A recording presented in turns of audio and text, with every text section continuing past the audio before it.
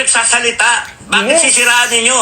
Hindi nyo pa nadidinig yung buong kwento. Yes. Gusto lang namin madinig yung katotohanan. Pero yung ginagawa ninyo, kunwari gusto nyong palitawin yung katotohanan, pero sinisira ninyo, True. dinidigdig nyo yung mga witness, tinatakot ninyo, kakasuhan ninyo, etc.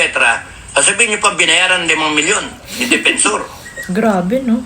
Tatakot kasi kayo eh. True. Kasi nga lahat sila may Huwag niyong maleta. puwersahin yung pag-abuso sa konstitusyon, sa batas, kasi pikang-pika na kami. Yun. Isa lang tumayo dyan. Isa lang. Sana naman meron ng maglakas Hintay loob. pa 2020. Huwag kayong magsalita ng 2028. Yes, matagal pa yun Salita eh. kayo ngayon. Mm. Ano ngayon?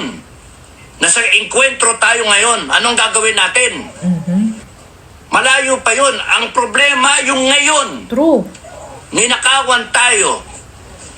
Binebendalo tayo. Binubudol tayo. Yes, ginawa Kunwari may nila. investigasyon Grabe. pero tinitira yung mga witness. Pero yung mga involved, hindi. Yung lalaban sa administration, yun Yun. ang titirahin. Ganun na. Binebendalo na nga eh. Mm. Tinatarantado na nga yung konstitusyon eh. Nagnakaw na nga eh. Tinatago nga yung katotohanan. Yes. Tapos, all of a sudden, you are going to think constitution? Tangin ng mga yan. Di ba gago? Eh kung ganyan kayo ang laban, o sige nga, magbentalo rin ng taong bayan. Ano gusto nyo? Magbentalo kami? Oh, hindi pwedeng sila lang. Tumayo kami lahat sa kalsada? Mga putang na nyo? Magkaalaman tayo?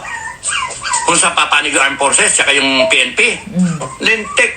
Lintik na yan. This is not the kind of country na pinaglaban namin noon. Oo nga naman. Kaya kami Kaya galit mga sila eh.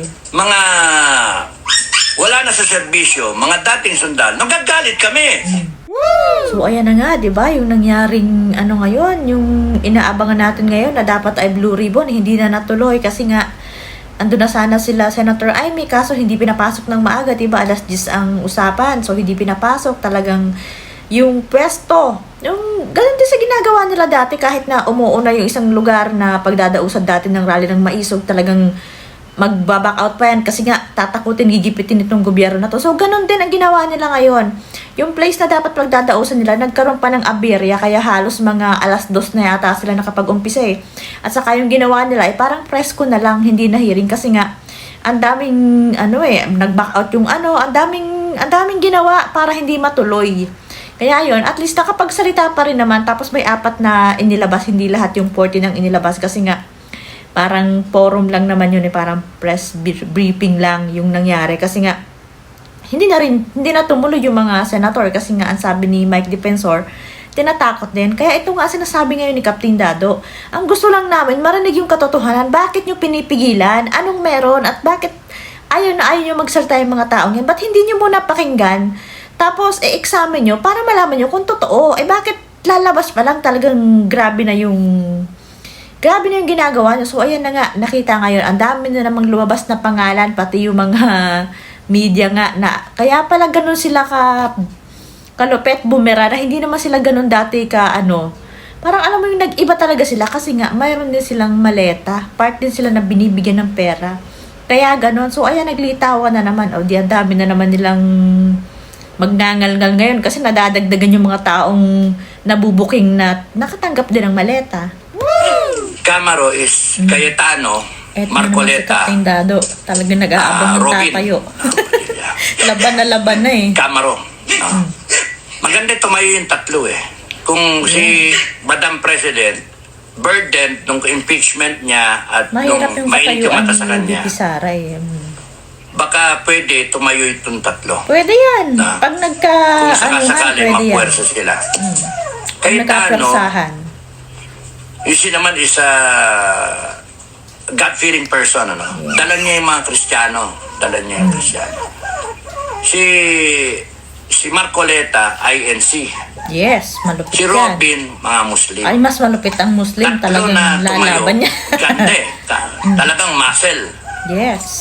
Muscle car. Yan talaga yung mga susuportahan ng mga kapatira Cayetano, nila. Marcoleta, Robin. Tinitira si Marcoleta dahil sa plunder. Subukan nila. Tinitira si Robin dahil sa pagtulong kay Bato. Pati yan. Tinitira si Cayetano dahil sa obstruction, saka Lahat, uubusin. Pati yung Pagka- dalawang bilyar, inaano na ni Boying. na puwersa, sana tumayo sila. Para meron tayong Natakot na. muscle. Tatlong senator. And then sana sumunod yung iba. na senator.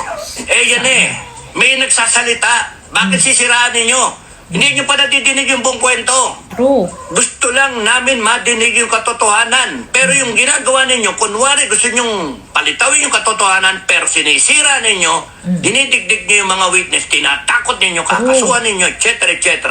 Sasabihin nyo pa binayaran 5 milyon ni defensor. To hell.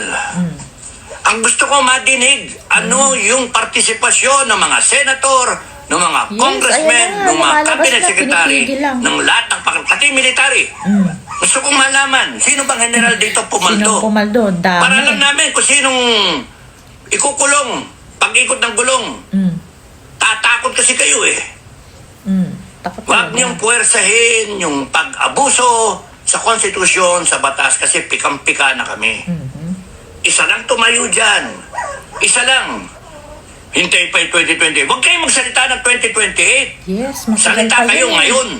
Ngayon ang Anong ngayon? kailangan? Nasa enkwentro tayo ngayon. Anong gagawin natin? Malayo pa yun. Ang problema yung ngayon. Yes, may point naman talaga ang Ninakawan sinasabi tayo. ito ni Captain Dado. Binebendalo tayo, binubudol tayo. Kunyari may investigasyon pero Yes, tinitira wala. yung mga witness. Pero yung mga involved, hindi. Yung lalaban sa administration, yun ang titirahin. True. Binebendalo na nga Tinatarantado na nga yung konstitusyon Nagnakaw na nga Tinatago nga yung katotohanan. Tapos, all of a sudden, you are going to think constitution? Yes. Tangin ng mga yan. Hindi ba gago? Kung ganyan kayo ang laban, sige nga, magbentalo rin ng taong bayan. Ano gusto nyo? Sila lang kasi Magbentalo ang kami? pwede Tumayo kami lahat sa kalsada. Mga putang na nyo. Magkaalaman tayo. Kung sa papanig yung armed forces, tsaka yung PNP. Yes. Lintik. This is not the kind of country na pinaglaban namin noon. Kaya kami mga wala na sa serbisyo, mga dating sundalo, nagagalit kami. True. Matitino sila Masama ba magsalita yung 18? Kasuhan pagka mali yung sinasabi. True, Pagka pakinggan mo nag-perjure. na, diba? Pero based on what they are saying, is it not but right na yung sinasabi nila, i-cross-check, i-cross-examine, mako-corroborate ng ibang testimonya, ng ibang testigo. Tinatakot nyo to, para yung ibang testigo hindi lumabas Yes, yun Manggago kayo. At palilitawin nyo, parliamentary, nasa batas kayo, mga gunggong kayo. Ninakawan nyo kami. Ninakawan nyo kami. Trilyon. Mga Yes. So ayan na nga, talagang ito si Captain Dado, laban na. Nag-aabang talaga siya ng tayuan nyo lang talaga para sumunod kami. Kasi hindi pwedeng sila May grupo yung mga yan pero nakaabang lang. Ang sinasabi nga niya yung Camaro, si Cayetano, si Marcoleta, saka si Robin. Kasi nga, pag tumayo si Robin, syempre, hindi papayag ang Muslim na dihaduhin nyo yan. Nag-ano na yan parang nagbabala na yung mga Muslim, wag si Robin. Tapos ang Iglesia, nagsabi na rin sila na hindi na sila papayag na ganun ang gagawin nila. Di ba? Nung nagsalita si Erwin, nakukuwilyuhan daw. Si Marcoleta at si Cayetano, may pahayag ang Iglesia na hindi sila papayag na gaganunin yung si Marcoleta. Tapos, syempre, si Cayetano, may mga susuporta din dyan. Di naman magiging senator yan ang walang sumusuporta sa kanya, di ba?